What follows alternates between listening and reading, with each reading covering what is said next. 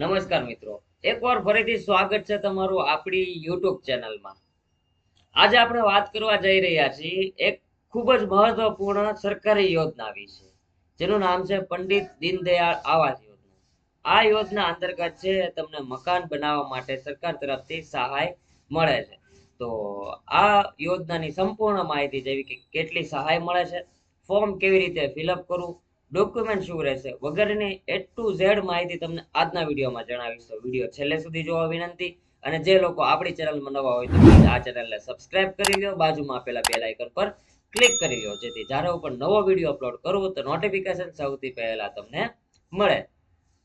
Video શરૂ કરીએ પહેલા ખાસ સૂચના કે વિડીયોમાં આપેલી તમામ માહિતી શાંતિથી જોવી અને સમજવી, જેથી કરીને ફોર્મ ભરતા સમયે તમારે કોઈ પણ પ્રકારની સમસ્યાનો સામનો ના કરવો પડે.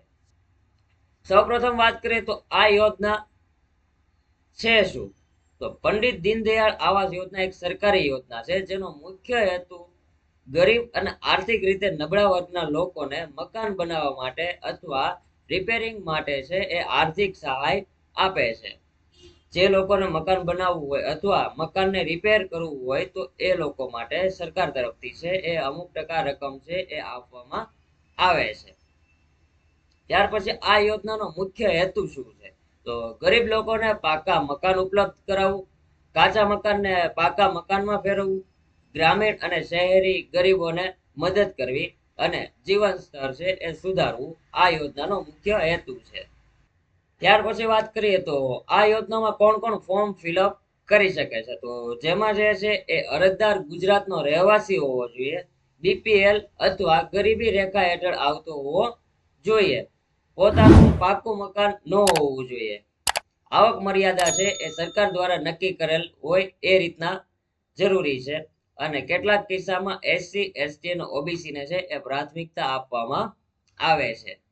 આ યોજનાના ફાયદા શું છે? તો ફાયદાની વાત કરીએ તો ગરીબ લોકોને છે એ મફત અથવા સહાયથી ઘર બની શકે છે, જીવનમાં સુરક્ષા અને સ્થિરતા આવે છે, ગામડામાં છે એ વિકાસ વધે છે અને મહિલાઓના નામે મકાન માટે પ્રોત્સાહન મળે છે. આ યોજનાના મુખ્ય ફાયદા છે.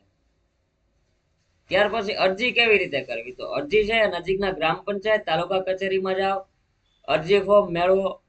ફોર્મની જે છે એ માહિતી સાચી અને સચોટ રીતે ભરવાની રહેશે. ત્યાર પછી છે એ જરૂરી ડોક્યુમેન્ટ અપલોડ કરવાના રહેશે અને ફોર્મ જમા કરવાનું રહેશે. અને હાલ અત્યારે છે એ તમે કોઈ પણ સાયબર કેફેમાં જઈને તમારું ફોર્મ છે ફિલઅપ કરી શકો છો. કોઈ પણ કચેરીએ અથવા તાલુકા પંચાયતની કચેરીએ જવાની જરૂર નથી. તમારે ડોક્યુમેન્ટ લઈને સાયબર કેફે આવી જાઓ, ત્યાં જઈને તમારું ફોર્મ છે ફિલઅપ કરી શકો છો. હવે આ યોજનામાં કેટલી સહાય મળવા પાત્ર છે? આ યોજનામાં છે એ મકાન બનાવવા માટે સરકાર તરફથી છે એ આર્થિક સહાય આપવામાં આવે છે. સહાયની રકમ વિસ્તાર મુજબ બદલાઈ શકે છે, જેમાં સામાન્ય રીતે 1,20,000 થી લઈને અત્યારે હાલમાં 1,70,000 સુધીની રકમ છે આપવામાં આવે છે. અને રકમ છે એ જે પાસ થયેલી રકમ હોય છે ને, સહાય મળવા પાત્ર હોય છે, એ હપ્તામાં આવતી હોય છે. જેમ જેમ તમારું મકાન બનતું જાય છે એમ એમ તમારી રકમ તમને મળતી રહે છે. હવે આપણે મેઇન ટોપિક વાત કરીએ તો ડોક્યુમેન્ટ શું રહેશે? તો આ યોજનામાં લાભ લેવા માટે તમારે જે છે એ સૌપ્રથમ જે વ્યક્તિના નામે મકાન હોય અથવા જગ્યા હોય એમનું આધાર કાર્ડ જોઈશે. ત્યાર પછી રેશન કાર્ડ છે. ત્યાર પછી છે એ અરજદાર હોય છે એના જાતિનો દાખલો, આવકનો દાખલો, રહેઠાણનો પુરાવો. રહેઠાણના પુરાવામાં તમારે લાઇટ બિલ અથવા ચૂંટણી કાર્ડ આપવાનું રહેશે. ત્યાર પછી કોઈ ગરીબી આવાસ યોજના હેઠળ તૈયાર મકાન મળેલ હોય, જો તમને મળ્યું હોય તો એનો ફાળવણીનો જે એલોટમેન્ટ લેટર આવે છે એ તમારે આપવાનો રહેશે. ત્યાર પછી જમીન માલિકીનો આધારમાં જો કે દસ્તાવેજ છે, આકારણી પત્રક છે, હક પત્રક છે અથવા સનદ, આ ચારમાંથી જે લાગુ પડતું હોય ને એ તમારે આપવાનું રહેશે.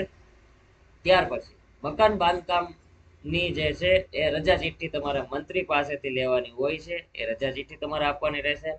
મકાન સહાય મંજૂર કરવા માટે જે છે તલાટી કમ મંત્રી, સિટી તલાટીએ આપવાનું પ્રમાણપત્ર, તેમજ ચતુર્દિશાનો જે દાખલો આવે છે. આ બે નમૂના છે, હું તમને આગળ બતાવું છું કેવી રીતના રહેશે. અથવા તમારે જો એ ફોર્મેટ જોતું હોય તો નીચે ડિસ્ક્રિપ્શન બોક્સમાં તેની લિંક આપી દઉં છું, ત્યાં જઈને તમે ડાઉનલોડ કરી શકો છો. ત્યાર પછી બીપીએલ નો દાખલો જો હોય તો આપવાનો રહેશે, કમ્પલસરી નથી, એટલે યાદ રાખજો. જો વિધવા હોય તો તેના ઓલામાં છે એ પતિના મરણનો દાખલો. ત્યાર પછી બેંક ખાતાની પાસબુક, વેરાપોંચ, જે જગ્યાએ તમારે મકાન બનાવવાનું છે એની વેરાપોંચ જોઈએ છે. સેલ્ફ ડિક્લેરેશન છે એવું તમને આગળ આપી દઉં છું, ડિસ્ક્રિપ્શન બોક્સમાં પણ તેની લિંક આપી દઉં છું, અને કેવી રીતે ફિલઅપ કરવાનું રહેશે એવું તમને જણાવું છું. ત્યાર પછી ખુલ્લા પ્લોટનો અથવા જે મકાન તમારે બનાવવાનું છે એ જગ્યા સાથેનો તમારો ફોટો હોવો જોઈએ. અને જો એક કરતા વધારે નામ હોય એ જગ્યાના માલિકીના, તો એ બધાના જે છે એ સંમતિ તમારે આપવાની રહેશે. આટલા ડોક્યુમેન્ટ તમારે આપવાના રહેશે, જેથી કરીને તમારું ફોર્મ ફિલઅપ થશે.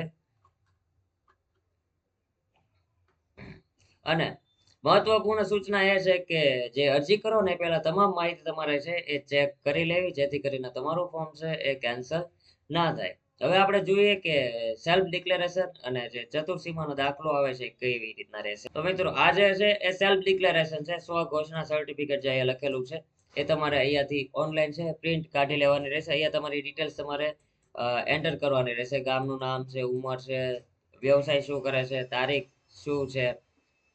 ત્યાર પછી જે છે એ અહીંયા તમારી સહી કરવાની રહેશે. પૂરું નામ, આધાર કાર્ડ નંબર, અહીંયા તમારું સ્થળ, તારીખ, જે દિવસે તમે ફોર્મ ફિલઅપ કરો છો એ. ત્યાર પછી ચતુર્સીમાના દાખલાની વાત કરી લે તો ચતુર્સીમાનો દાખલો જે છે એ આ રીતનો હોય છે, અને આ પ્રિન્ટ કરીને તમારે મંત્રી પાસે જવાનું રહેશે. મંત્રી જે છે એ અહીંયા સહી સિક્કો તમને કરી દેશે, અને બાકીની ડિટેલ છે એ લોકો ફિલઅપ કરી આપશે. અને પછી તમારે જે છે એ ફોર્મ ભરતા સમયે આ બે સર્ટિફિકેટ છે એ અપલોડ કરવાના હોય છે. તો મિત્રો આઈ હોપ કે પંડિત દીનદયાળ આવાસ યોજના અંતર્ગત જે છે એ મકાન બનાવવા માટે કુલ 1,70,000 રૂપિયા સુધીની સહાય મળે છે. એ યોજના વિશેની મેં સંપૂર્ણ માહિતી તમને અહીંયા જણાવી દીધી. છતાં આ યોજનાને લઈને કઈ પણ પ્રશ્ન હોય તો મને નીચે કમેન્ટ કરો, જેથી કરીને તમારી સમસ્યાનું સમાધાન કરી શકું. અને આવા જ પ્રકારની માહિતી મેળવવા માટે જલ્દીથી અમારી યુટ્યુબ ચેનલને સબસ્ક્રાઇબ કરી લો, બાજુમાં આપેલા બેલ આઇકન પર ક્લિક કરી લો, જેથી જ્યારે પણ નવો વિડીયો અપલોડ કરું તો નોટિફિકેશન સૌથી પહેલા તમને મળે. એ સાથે મળીએ નેક્સ્ટ વિડીયોમાં. જય હિન્દ, જય ભારત.